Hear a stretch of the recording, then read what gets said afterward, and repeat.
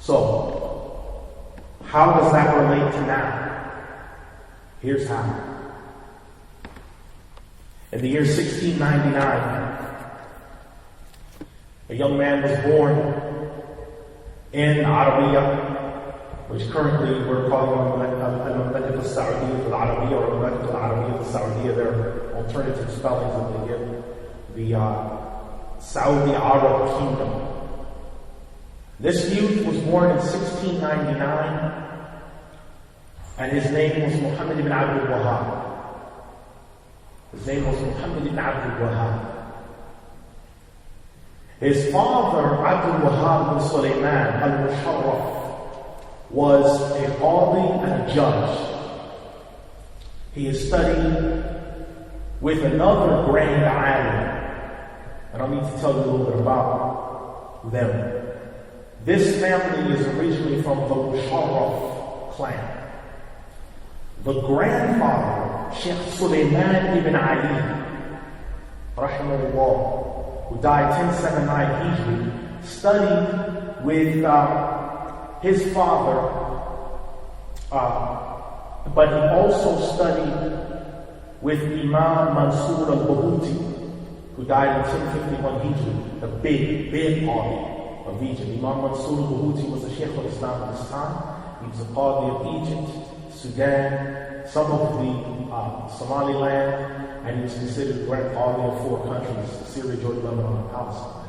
He studied with him and returned, and upon hearing that Imam Mansur al-Bahuti rahimahullah had written a roll of Murabbi', he said, burn every book that I have given you and just follow this. And they did.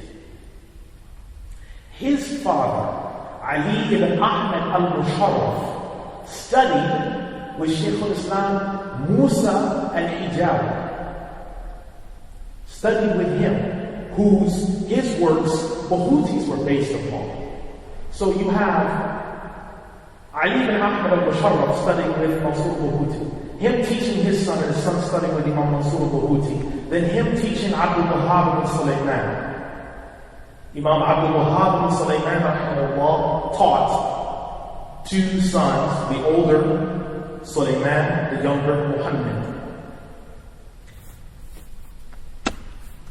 He taught these 2 sons, and the youngest of them was supposed to take the lead from his older brother, to spread out, to learn more knowledge, to grow in faith.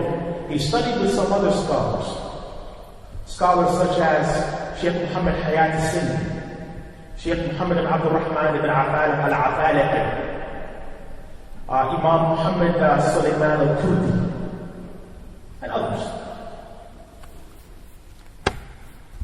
But on a trip to Iraq,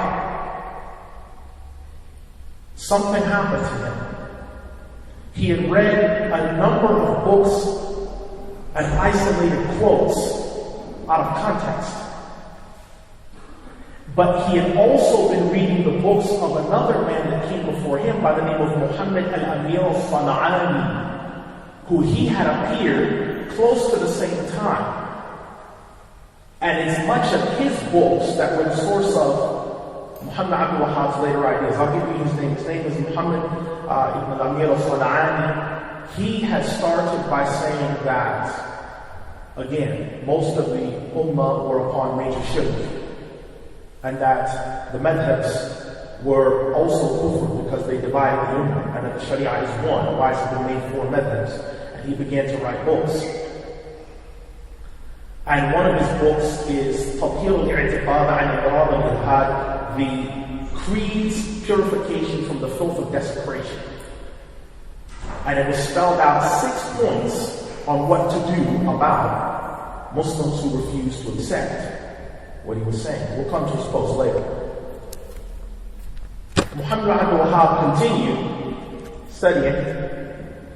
However, he was never, and this is a very important point, of all the scholars that he studied with, he was never licensed, held, or given the post as a scholar. I'll say that again. All of the scholars that he studied with never held him in the post of a sheikh, an alim, a mufti, a faqih, or a qadi. None of the scholars were studied at all, ever.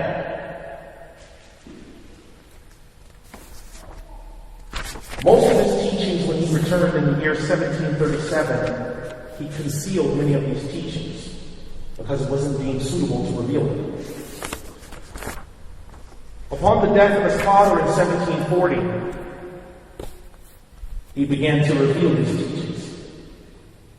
And quite rightly, these teachings were rejected. He then left from Uyayna to Ad-Dar'iyah.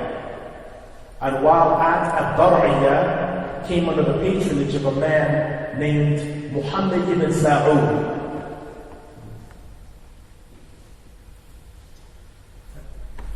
Muhammad ibn Sa'ud is the figure who the country or the government that we're calling Saudi Arabia takes its name from him. Muhammad ibn Sa'ud.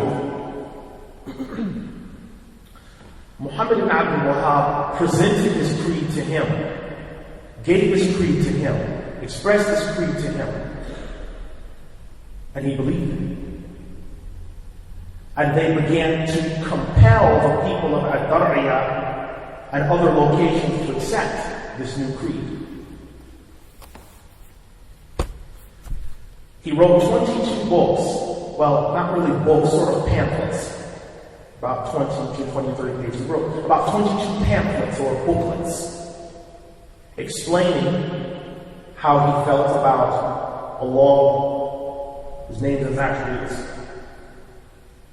other aspects of the creed such as the prophets, salvation, the saints, the wonders of the saints, all these different issues. He wrote extensively on them. His organization, he named it Al-Muwahhidun, those who believe in Allah's uniqueness. He also called it Al-Ikhwan, the brotherhood. And he began to build followers off of this movement. The brotherhood's message is pretty simple. They do not claim in any strict sense to be upon the way of Imam Abu Hanifa. They do not claim in any strict sense to be upon the way of Imam Ahmad ibn Hanbal. They do not claim in any strict sense to be upon the way of Imam Muhammad ibn Shafi'i. They do not claim in any strict sense to be upon the way of Imam Malik ibn Anas radhiyallahu anhu ajma'in. They claim that they go back to the original pristine Islam, that their understanding predates that, and that Islam has been preached anew. This is quite clear, the position. They don't claim to be just another movement. They don't claim to be just another jama'ah. No, this is the renewal, the rebuilding, the re-preaching, the reapplication of real Islam.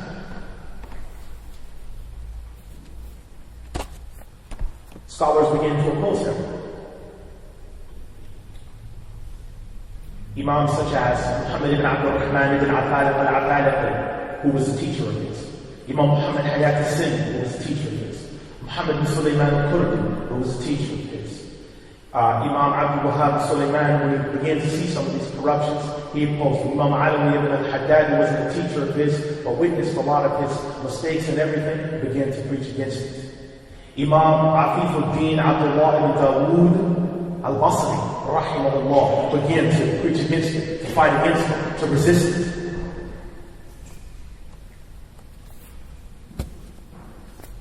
Many of these ulama were murdered. And some of the texts that we have as evidence of that, Risalat al-Awraq al-Baghdadiyyah al-Hawadith al-Najdiyyah, pages 1 through 3.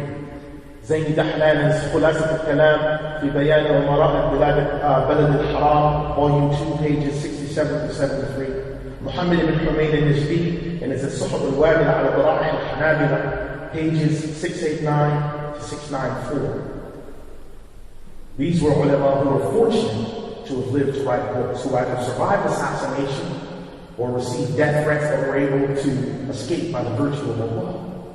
Others weren't, such as Sulaiman Murad, Yusuf al-Zawab, Ja'far al-Shatti, Muhammad ibn Gharib, Abdullah ibn Gharib, others, they didn't live to tell their story. They were murdered. Others were captured and tortured. Sheikh Sulaiman ibn Abdul Wahhab was captured, brutally tortured up until the day that he died. He was brought in shackles. And these are things that are in their historical records. Not just mine. Their historical records. More recently, there are sheikhs such as Ash'Shatti Al-Rahman, Muhammad Habib Al-Rahman, Mujaddid Billah, and other ulama from India who were arrested for only frequenting the graveyard of Jannat al-Baqi', and they were tortured viciously. A book that deals with this, that actually shows the correspondence going back and forth from the government of Saudi and the Muslims there in India, begging for them to not kill the ulama, is recorded in Suyuf, in the book, the Suyuf. It's also called by many other titles. It's up there. But it's called the Suyuf, the swords. And it details numerous evidence on what they did. And it was terrifying. Terrifying. And there are ulama today, and sheikhs today, who still get arrested. I mean, one last example was in 1997, Mar'i al-Naqshbandi, who wasn't even a scholar, just a Muslim brother. They found a necklace with a leather pouch with some verses from the Qur'an on it. And as we know, the Muwahhidun and the Ikhwan hold this to be shirk. He was executed. Amnesty International tried to get involved. They would not listen. They killed him. They killed him. But we'll come back to Muhammad Abdul Wahhab. The battle continued between Muhammad Abdul Wahhab and other members of Ahlul Sunnah wal Jama'ah or Muslim Orthodox. Some were killed, some were set free, some were tortured to death, some were falsely imprisoned. There was incredible suffering that happened because of the brotherhood, or al-Muwahhidun.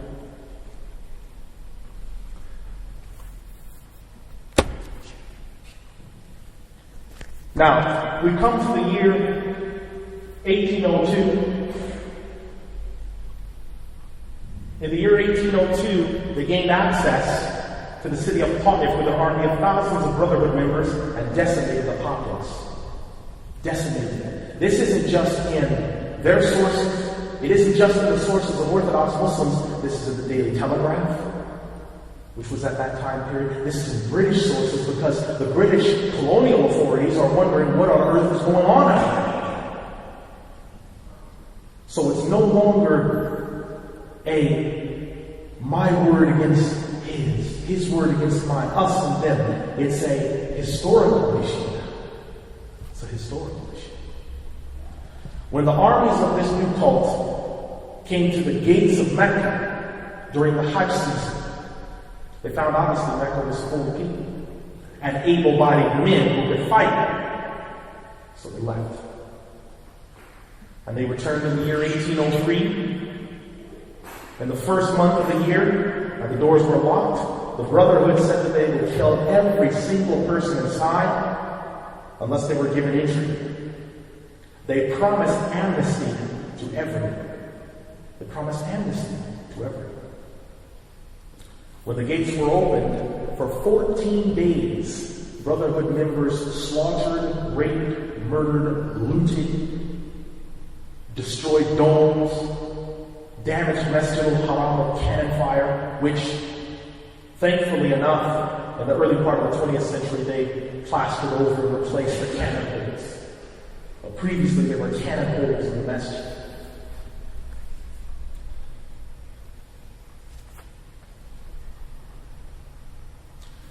The people that were brought in, that suffered so greatly, many of the ulama that were slaughtered, were told to accept the new teachings and announce them on the minbar, and they wouldn't do it, so they were killed. The common people, they began to keep track of who was attending the masjid. They started keeping number rosters. They started keeping roll of who was in the masjid. And they also started following people around and going into the private lives of Muslims.